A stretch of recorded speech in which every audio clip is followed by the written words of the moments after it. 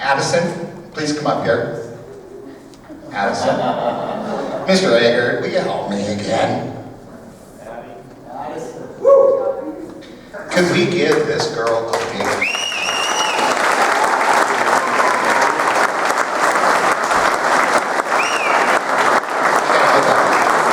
Well done, Addison. Well done. Thank you for that trip down memory lane, Addison.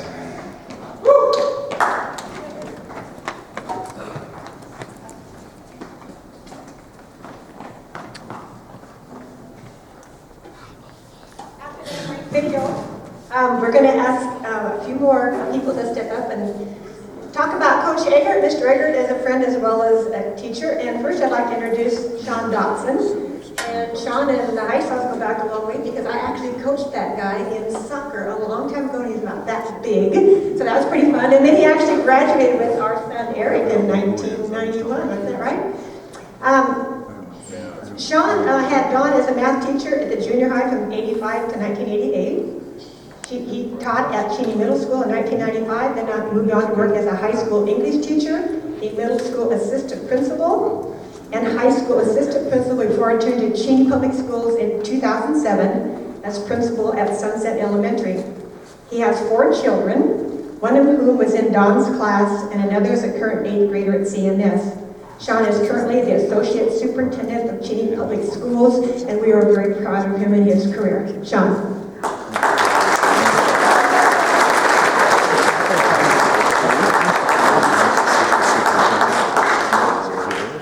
Oh, there it is. It's working. Thank you so much for giving me a couple of minutes to just share some thoughts about Dawn here. You know, I've had, and all of you, you know, we're all here because we've had an experience with Dawn, or have unique experience with Dawn that we can tell stories about. I'd say I've had a unique opportunity to know Dawn over the past 30 years from several different perspectives. And I'm really glad we had some of the pictures up here. You did an amazing job on that. One of the last ones I'm going to reference here in a moment. So in 1986, Dawn was my math teacher, and I remember enjoying at that time his loud, high energy, kind of in-your-face approach to math that you've heard referenced in about everything. He made class a lot of fun. You had to pay attention. There's no way not to, because you never knew when he was going to call on you, and you also never knew, you knew if you weren't paying attention, you were going to pay the price. But in a kind way. You also knew 2 important things about Mr. Eggert, always, and that's that he likes you, and he cares about your success. And the other is that he loves teaching, and truly loves teaching mathematics. So in my opinion, really those are the 2 most important things a student needs to know to love a class and to learn. If I know a teacher likes me, cares about my success, I'm going to work for that teacher. And if I know a teacher loves teaching and loves what he or she teaches, I start loving it too. And that's what I remember about his class. So, in addition, here's another thing I remember. I remember learning math from Mr. Eggert when I was in several other classes in junior high. And that's because the old Cheney Junior High had the movable walls between some of the classrooms. And so you kind of got a double dose when you were in a class next door. It worked out well for us. Another thing I remember well is how Dawn would build school spirit. And that comes to one of the pictures here, and this is a story that includes Mrs. Hysaw as well. So I have a great memory of this, and you'll have to you might help me with where my memory's off here. He was always active in assemblies, always involved. You never knew what he might do, and so I remember students would have to sing on a little teapot. Some of you had to do this in his classroom when you were late or had something going on, and so we would work hard to avoid that opportunity to have to sing it. He made it safe, but you really didn't want to be that person. So we had a fundraiser, or I don't know if it was a food drive, but I remember that we had this, if we attained a certain level, Hysaw and Eggert had said, we'll get up in front of the student body and we'll sing on a little teapot. We'll dress up. Okay, very good. So Hysaw says there's no way they'll make it to 10,000. They can't sell 10,000. we made it to 10,000. So we're like 12. we gathered in the gym at the old middle school, 900 of us, all eager to kind of watch them pay the price and get the chance to do this. So here the assembly starts, and I can't remember who came up to the mic, but someone came up to the mic with a tape recorder and said, really have some bad news. Mr. Eggert, Mrs. Hysaw have a really important meeting they have to be at. They're not going to be able to be here today, so we have a recording of them singing the song instead, and we'll just play that for you. Of course, the whole place erupted in boos, and people were angry, and it just started winding up. I think maybe, Grantha may have started a chant, actually. So, in the end, it got loud enough, and they waited till it just really started to come to a head, and then they came in the door in those teapot outfits that you saw up there and sang the song for us, and it was a huge celebration. Everyone cheered. But that's the kind of thing that really makes school memorable. I mean, that's the, I remember that day and that event much better than I probably remember how to maybe factor a complex polynomial equation, but it's something, I got that. I at least know what a complex polynomial equation would be. So anyway, those are the things that you remember about school. Those are the things that make school great. And I would say all of that's connected. Some of my best memories in middle school involve Mr. Eggert, as well as some of the other people here. And I can't tell these stories without talking about the other people in this room who also were some of my favorite people from middle school. So later on, I had the chance to see Don as a colleague when I came back to Cheney Middle School to complete my student teaching.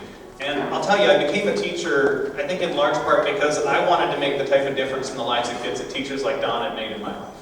And I learned to teach under the outstanding mentorship of Margie Fullen.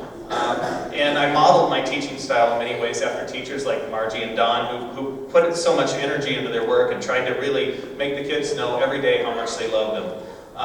And that's really what I think helped bring me into teaching and caused me to want to be in education. So after leaving Cheney and after working in several other districts, working as an assistant principal, you heard all that, Courtney and I were drawn back to Cheney because we wanted our kids to have the same type of quality education experience that we enjoyed here.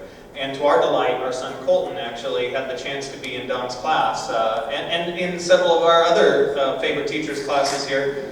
And I'll say after the first days of class, he came home with stories that reminded us completely of our own time in school. He talked about the big personality, the same energy, that aggressive teaching style, aggressive but caring teaching style, I think is the way to put it, and that contagious love of mathematics. Colton said, it's impossible not to learn in the class, and it's impossible not to love math when Mr. Eggert's a teacher. Amen. And so now I've had the chance to be a student, his colleague, and a parent. And I've completed that 360-degree view by being in a district office position where I've had to kind of see him from another perspective there. And I can just say from every one of those perspectives, Don's an outstanding teacher.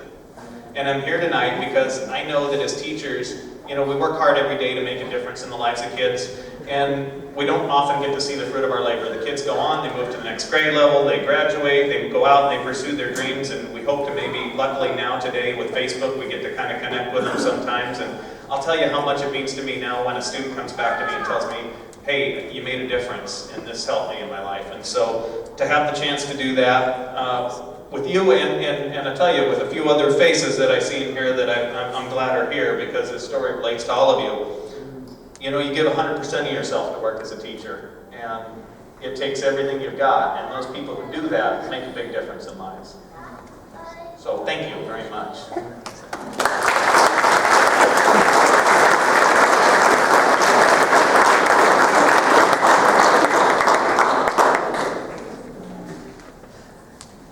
I'm going to deviate from the script anyway.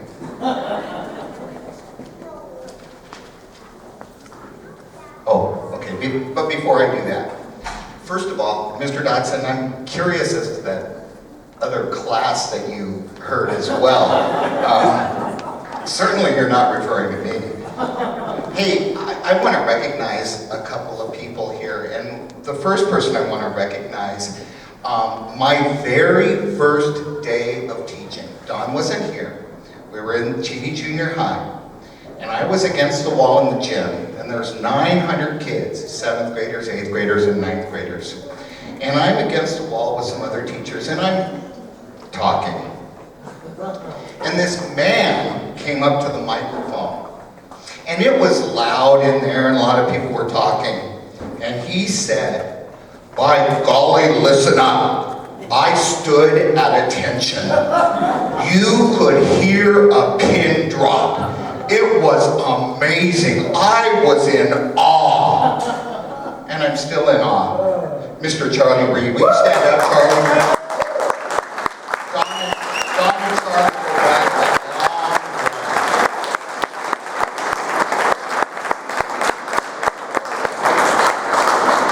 way. Another person, and I'm sorry if I don't get to everybody, but another person I want to recognize is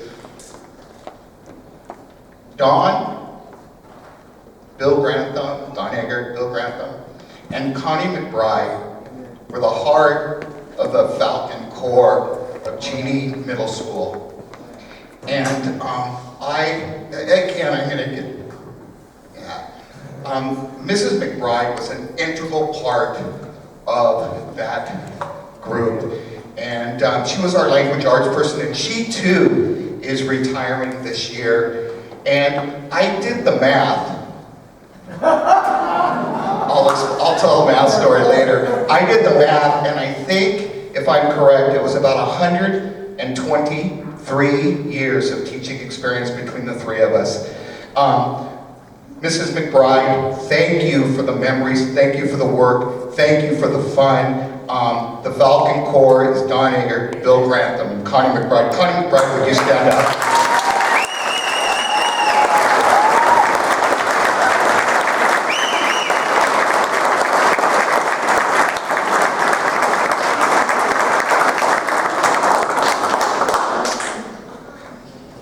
Okay, now I'm going to go back to the script. Thank you. I had this young man as a student as well, and it's just so wonderful to see these young men. I've watched these young men grow up, and Mrs. Heisel Lunar, who's the other son, I get the privilege of introducing the oldest son, and that's Bryan Eggert. Bryan, would you stand up? I'm going to say something. I want to tell you, Bryan's an educator. His first teaching middle school math, and yes, another Mr. Eggert who taught middle school math, and now teaching elementary health and fitness. Bryan was Don's student and athlete at Cheney Junior High School. God, I always loved the way Bryan could go left or right on the basketball court. I was in awe. Between the years of 1993 and 1994. He's going to share some thoughts about his dad.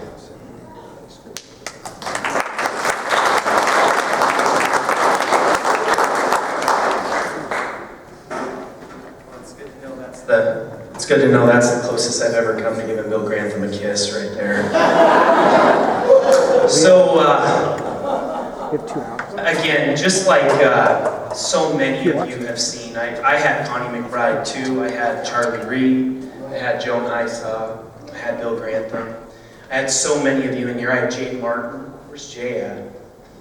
Absolutely fabulous teachers. I mean, had such a lasting impact on my life. I wouldn't have gone into teaching without having teachers like that.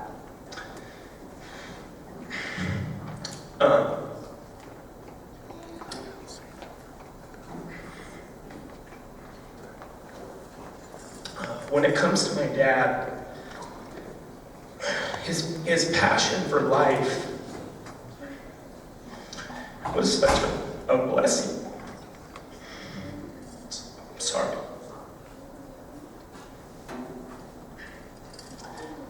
God blessed him to be an educator. He blessed him as a person to have so much energy and so much passion for people.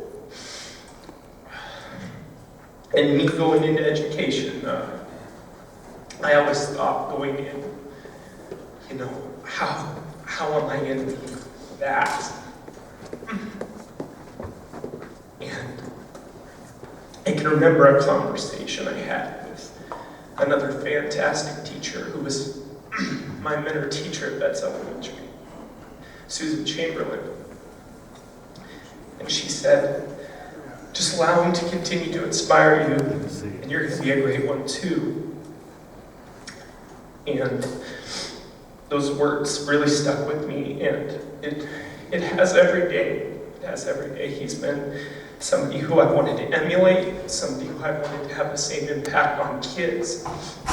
I watch his relationships and his ability to build relationships, and he's been a blessing in my life, and I can't say enough about him, and I can't say enough about the teachers in this room, because I definitely wouldn't be where I'm at today without them. But one of my best friends since kindergarten, his name's Clint Roy. He can't be here tonight. He lives in Dallas, Texas. But he wrote a letter for my dad, and I'm going to read it, because he was kind of like another son. And it is fantastic. And I couldn't say it any better than Clint says it right here. So I'm going to go ahead and start. Last month, while traveling at high speeds on the Dallas North Tollway, I got a craving for a mid-afternoon snack and caught a glimpse of the Nature Valley granola bar laying not so conveniently on the passenger floor. Still being the expert driver that I am, I carefully positioned the steering wheel between both knees, contorted my body, and extended my long arm, only to come up an eyelash short of that tasty treat. Unfazed, I rolled up a marketing brochure on the passenger seat and used it as some sort of retrieval device. One more lunge and success. Meanwhile, 500 feet of pavement ahead, cranky drivers had grinded their cars to a halt due to an unexpected traffic delay. As I unwound my body and redirected my hungry eyes to the granola bar, from the granola bar to the windshield, my feelings of self-satisfaction quickly turned into terror. I gripped the steering wheel tight, abandoning my prize without thought. I slammed on my brakes with all the force I could muster and braced for impact. 10 seconds later, I emerged from a tangled mess of crumpled steel, rubber, smoke, and thank God I survived. The driver of the vehicle that I had rear-ended also escaped unhurt. Standing outside her vehicle, she slowly shook her head from side to side and glared at me with an utter sense of anger and disappointment. Surely thinking to herself, where did this idiot learn to drive? Among other roles, in 1995, Mr. Eggert served as the driver's ed teacher at Virginia High School. While my boneheadedness on the road that afternoon would probably leave Don shaking his head, I have to think he'd be proud in general of the impact he had on my life. My career, largely based in math, my passion for sports developed on a 2,200 square foot concrete oasis I spent half of my childhood on, along with about half of that row right there. My love of family, my vocal prowess honed in singing I'm a Little Teapot.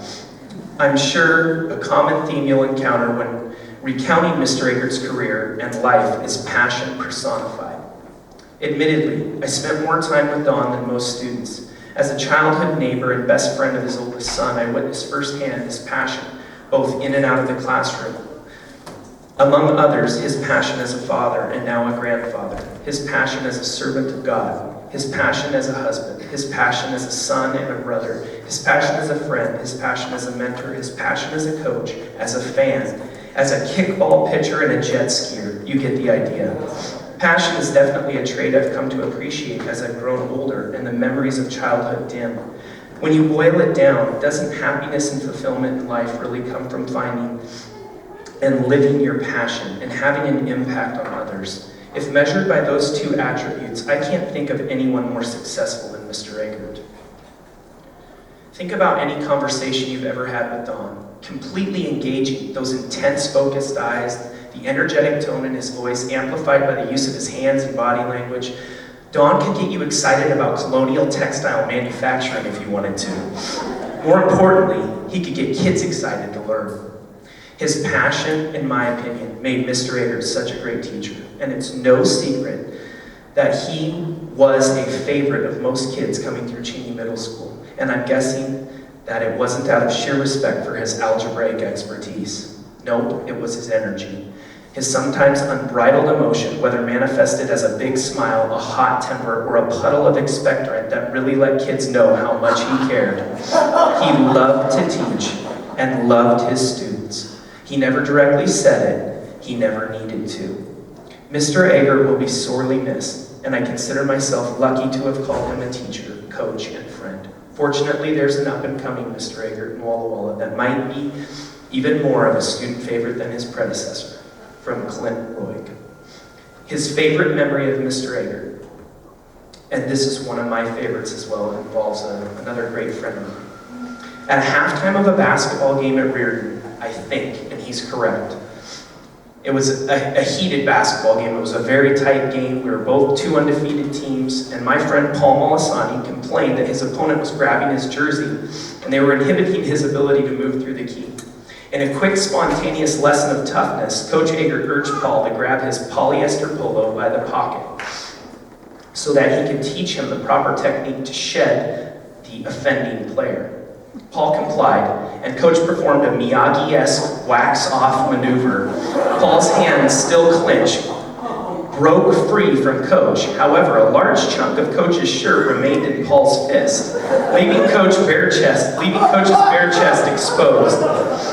As we all tried to contain our laughter, which undoubtedly would have been received with a stern tongue lashing, Mr. Eggert sent a trainer out to the bus to find a t-shirt big enough to fit him, which was not true. His memory doesn't serve him as well as I thought. He sent me out, his point guard, so I went to the 8th grade team, and the only person I could find that had an extra shirt was Cody Woodruff, who had a hyper-color sweatshirt. So as my dad put it on, he was wearing a hyper-color sweatshirt that was changing colors about every 2 to 3 minutes during the game. It was awesome. I can't say enough about my dad. He obviously goes far beyond teaching for me.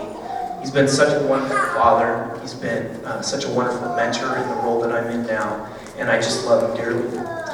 And so I just would also like to say thank you.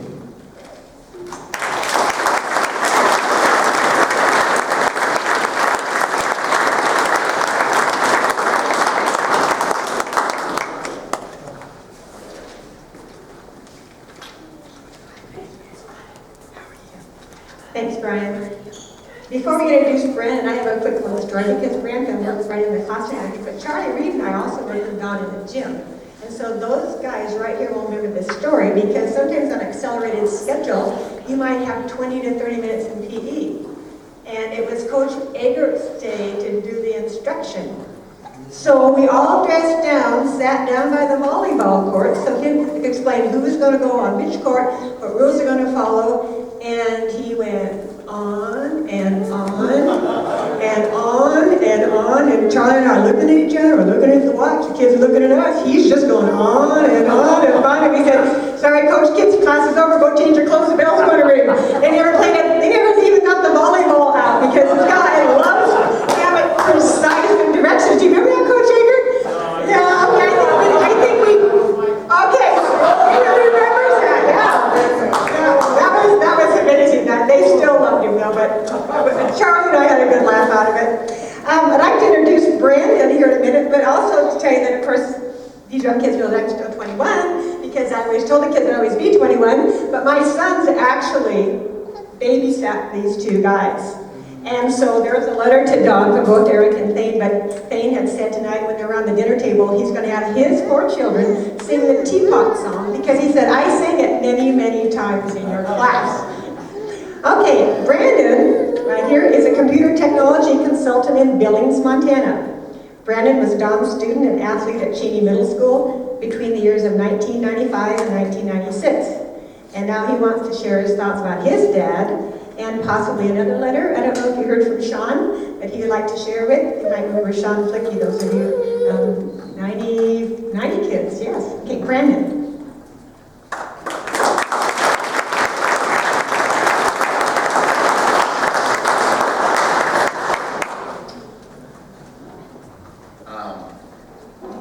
My part, I'm going to keep kind of brief because I'm sure there's a lot of people that want to speak and have a lot of short stories to share. I can't say enough about my father.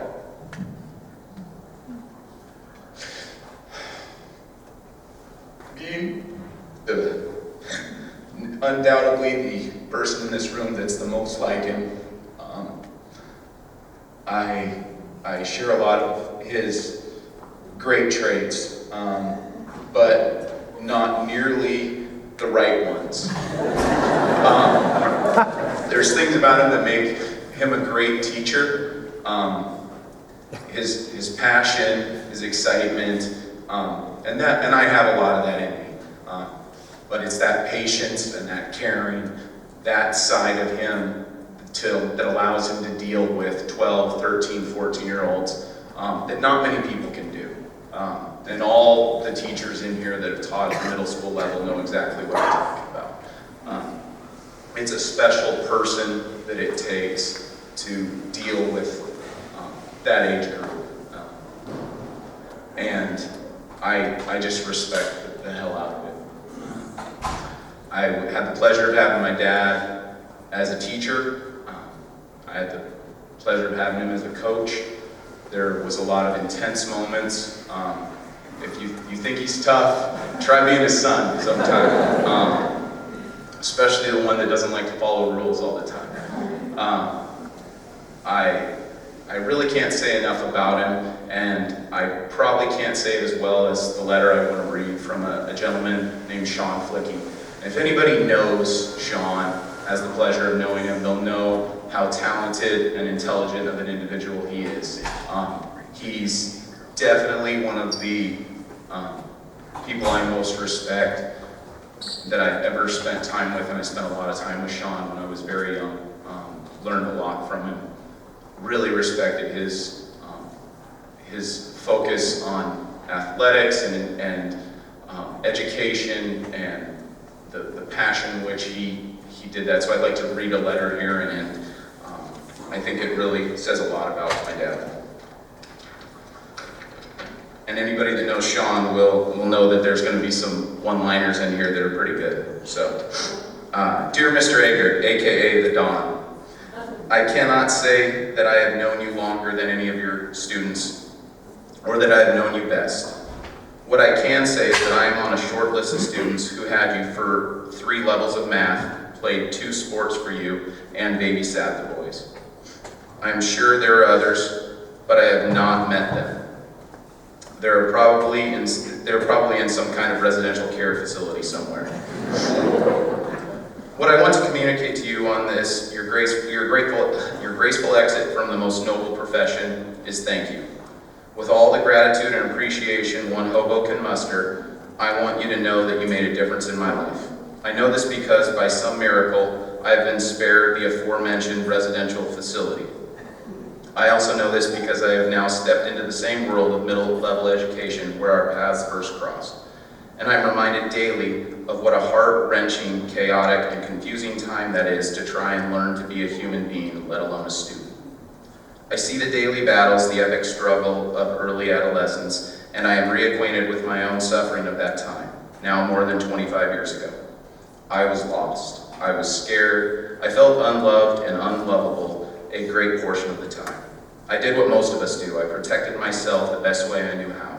I tried to strap on the smile and shine daily with some success. But the vulnerability and sadness were so great and so apparently unacceptable that I simply hid in plain sight. But you, sir, were a safe place for me to land in the moments when I could stand to be in one place. Your thoughtful questions and genuine interest transmitted care, the kind of care that the sun transmits for seedlings in the early rounds of spring. Not too much, not too little. Gentle and present care. I have so much appreciation for that now, and attempt daily to bring that same kind of presence to the students I spend time with. Again, more evidence of a difference made. Of all the men for whom I played or studied under, you remain the single best listener, Mr. Eggert. It is not a trait developed in too many young men in our me, go-go culture. But I can distinctly remember the way you would tilt your head and the intention you held in your eyes as you listened when I was speaking with you. So many of us get hijacked by our own thoughts when listening and end up waiting for our turn to speak. But you were masterful as a listener, even way back in the 1980s, and it helped me to feel important, even if just for a fleeting moment before Bob Hilsendager or Jason Williams would knock the books out of my hand or pants me in the hallway. Oh, the wonder years. Anyway, I'm still learning to be a good listener. I'm hoping that what the old adage is true, the apple doesn't fall far away from its geometry teacher. I also owe you a debt of gratitude for launching my career as an entrepreneur. At your request, I first babysat Bryan and Brandon in 1987. presumably so that you and Sue could go spend your evening with more teenagers somewhere. Side note, I hope that in retirement, your date nights with Sue will not include hanging out with more teenagers. You've done enough. Based on the results of that night, in which I successfully limited the tears to 41 and removed all evidence of bloodstains on the carpet, you and Sue were kind enough to pass my name on to no fewer than 13 families, all of whom enlisted my services, and a few which still would return my phone calls. Viva los niños. This letter is now getting much longer than I intended to be. Not that you mind now that you will have so much time on your hands, but I would be remiss without passing along a few words of motivation you once gave a group of us during halftime of a hotly contested junior varsity football game against Clarkston in 1990. As I remember, we were locked in quite a duel, and as the halftime whistle blew, the score was tied. We headed for a classroom in one of the modular buildings because nothing inspires greatness like cramming your padded body into a school desk. As we crossed paths with the Clarkston players, one of their more creative goons quipped, "Butt hawks," under his breath. Most of us hadn't heard it, but I made sure we did. As we wedged into the desk, I pleaded, "Come on guys, they're calling us butt hawks." Well, that was too much for you, our fearless leader, to take. Veins popped and foam gathered at the corner of your mouth as you stood in front of that room and stared each one of us into the depths of our soul and began to shout, "The butt hawks! The butt hawks! You're going to let them call you the butt hawks?" I don't remember one other single thing about that speech, the meeting or the game. I'm not sure whether we won or not, but I can safely say now that I have never felt a more poignant moment in my playing career. So now, Mr. Eggert, I say to you as you circle the stadium for one last lap, don't ever let them call you a butt hawk. With much love and appreciation for a job well done, Sean Flicky.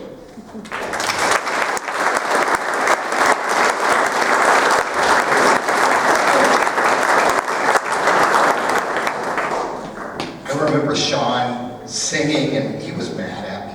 I don't know what I did, but he refused to stop singing, and it was either the Jetsons theme song or the Flintstones theme song, and he went on and on and on and on for like 15 minutes. God, I was pissed. He got me. I'm sorry, did I? Oh, anyway. Another thing, though, I want to say is, I heard all this talk about passion. All you have to do is go to dinner at the Eggert household and just be a fly on the wall. It is, now I like to talk. My God, I couldn't get a word in edgewise. I mean, it was like, whew, it was exciting. I was sweating. Okay. I'm sorry. I know it's getting late, but so what? Mr. Eggert deserves it. So, if you want to get up and stretch, let's everybody do that. Let's just get up, stretch, move. Come on, some of you got a little issue. Take care of it. It's okay, don't be embarrassed. Okay. Addison, we're gonna do the top 10. Is that right? These are the top 10 quotes from Mr. Eggert's career. So Addison's going to go ahead and project those up here. So, Mr. Eggert, top 10 quotes.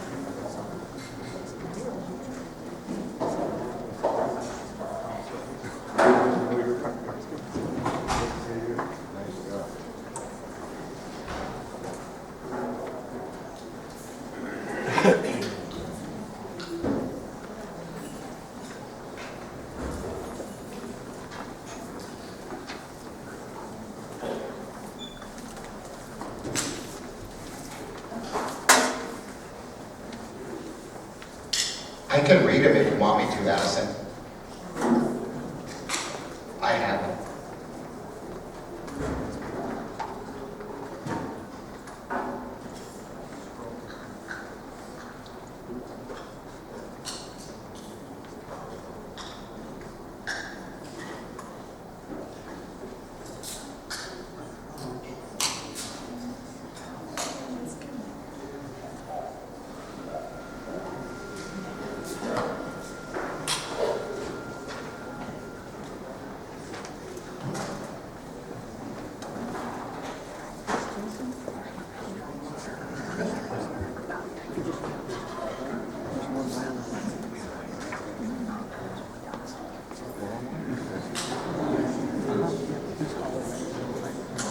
Why don't you go ahead and give a shout out if you've heard him say this before one of these, you could just kind of buy your applause or whatever you want to do.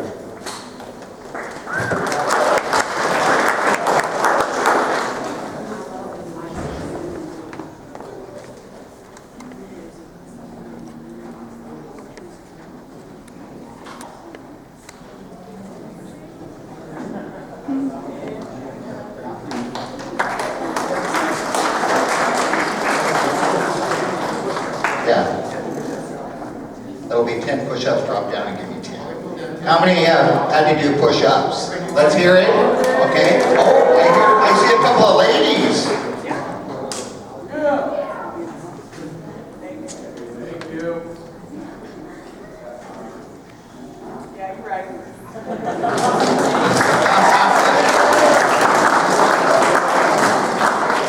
You never said that to me.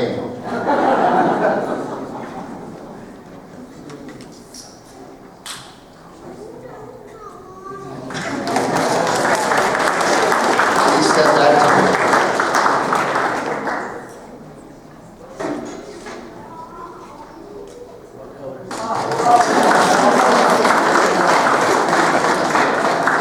I don't know.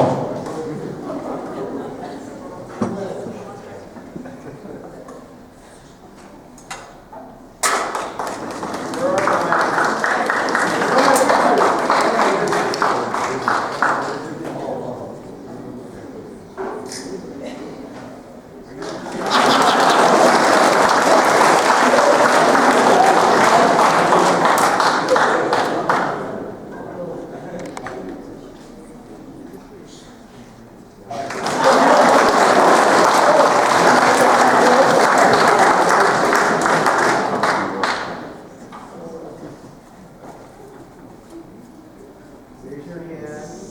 Big.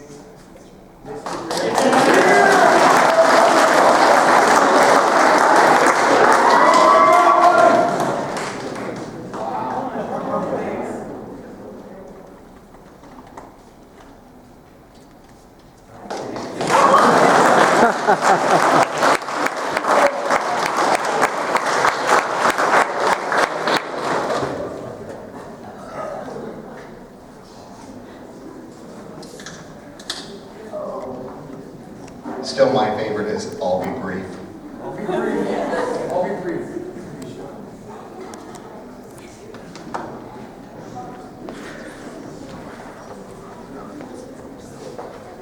Yes. Exactly. Okay, great. We have another speaker, a former student. This young lady is Bryan. She is a former student of Mr. Eggert. She's going to be a senior at Eastern. She's studying marketing and hoping to eventually be hired to work on a marketing team for a nonprofit. She works in the transfer center at Eastern, so she assists transfer students in other schools to make the transfer process easier. Brianna had Mr. Eggert as a math teacher from 2006 and 2007. Brianna?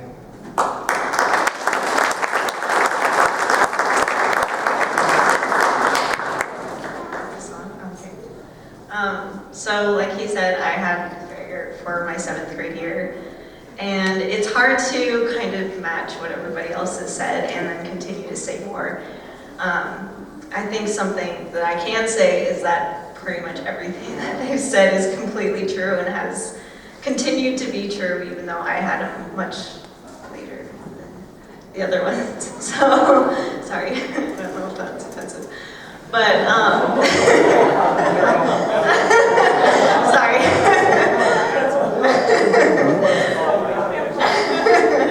I mean, you always have, so I figure it's a good way to start out. But Mr. Eggert was a huge influence on my math that year, but also continued to be a huge influence in my own life, spiritually. One of the programs that Sheeny put on was Elevation, and that was a Bible camp that we went up to Riverview and just kind of hung out for, when I started, it was the weekend of winter,